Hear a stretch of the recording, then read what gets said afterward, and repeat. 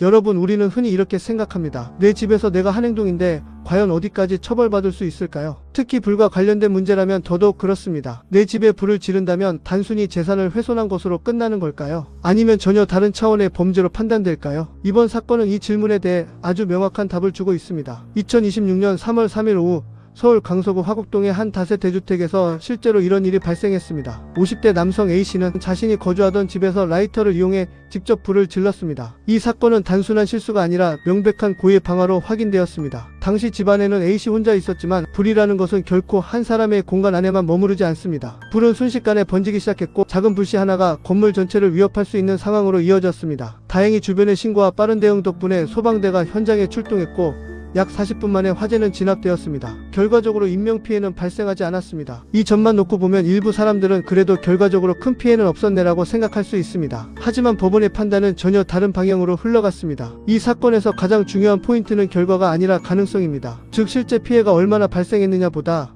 어떤 위험을 초래했느냐가 핵심이었습니다. 해당 건물은 단독주택이 아니라 여러 세대가 함께 거주하는 다세 대주택이었습니다. 이런 구조에서는 한 세대에서 발생한 화재가 순식간에 다른 세대로 확산될 수 있습니다. 특히 계단식 구조나 복도형 구조의 건물에서는 연기와 불길이 빠르게 퍼질 가능성이 매우 큽니다. 따라서 이 사건은 단순히 자기 집을 태운 사건이 아니라 여러 사람의 생명을 동시에 위협한 사건으로 평가됩니다. 바로 이 지점에서 법적 판단이 달라집니다. 형법은 이러한 행위를 현주 건조물 방화라는 매우 중대한 범죄로 규정하고 있습니다. 이 죄는 사람이 실제로 거주하고 있는 건물에 불을 지른 경우 적용됩니다. 즉 사람이 있을 가능성이 있는 공간 자체를 위험에 빠뜨린 행위로 보는 것입니다. 현주 건조물 방화죄는 단순한 재산 범죄가 아닙니다. 이 범죄는 그 자체로 잠재적인 살인 위험을 포함하고 있다고 판단됩니다. 그래서 법정형도 매우 무겁습니다. 기본적으로 징역형이 전제되며 상황에 따라서는 훨씬 더 무거운 처벌이 내려질 수도 있습니다. 그렇다면 이번 사건에서 법원은 왜 징역 2년이라는 실형을 선고했을까요? 여기에는 여러 가지 요소가 복합적으로 작용했습니다. 가장 먼저 고려된 것은 피고인의 정과 이력입니다. A씨는 과거에도 유사한 범죄를 저지른 전력이 있는 것으로 확인되었습니다. 이 부분은 양형에서 매우 중요한 요소로 작용합니다. 법원은 단순히 과거를 문제 삼는 것이 아니라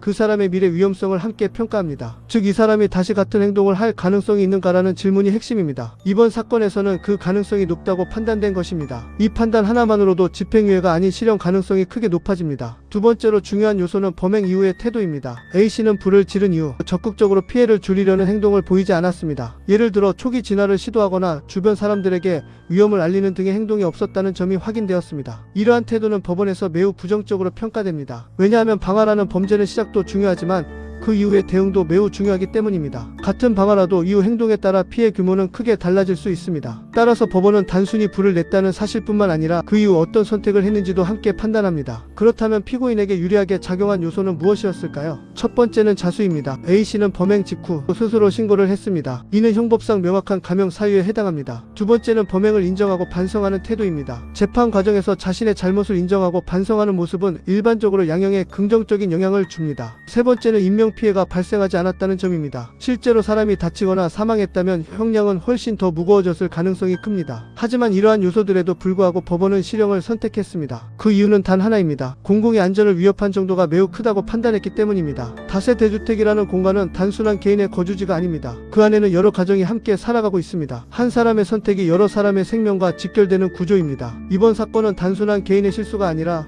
사회 전체에 위험을 끼칠 수 있는 행동으로 평가되었습니다. 그래서 법원은 자수와 반성이라는 요소보다 위험성과 재범 가능성을 더 크게 본 것입니다. 이 판결은 우리에게 중요한 메시지를 전달합니다. 재산은 개인의 것이지만 위험은 결코 개인에게만 머물지 않는다는 사실입니다. 특히 불과 같은 요소는 통제되지 않는 순간 누구에게나 피해를 줄 수 있습니다. 우리는 흔히 내가 피해를 감수하면 되는 문제라고 생각하기 쉽습니다. 하지만 화재와 같은 사건은 전혀 그렇지 않습니다. 그 피해는 언제나 주변으로 확산됩니다. 그래서 법은 방화 범죄를 강하게 처벌합니다. 단순히 결과가 아니라 그 행위 자체가 가진 위험성을 기준으로 판단합니다. 이번 사건은 단순한 뉴스가 아니라 하나의 기준을 보여주는 사례입니다. 앞으로 유사한 사건에서도 비슷한 판단이 내려질 가능성이 높습니다. 여러분은 이 판결을 어떻게 보시나요? 자수했고 인명피해도 없었지만 실형이 선고된 것이 과하다고 느껴지시나요? 아니면 공공의 안전을 고려했을 때 당연한 판단이라고 생각하시나요? 여러분의 생각을 댓글로 남겨주시고 영상이 도움이 되셨다면 구독과 좋아요 부탁드립니다. 더 자세한 내용은 설명란에 있는 뉴스기사 블로그를 통해 확인하실 수 있습니다.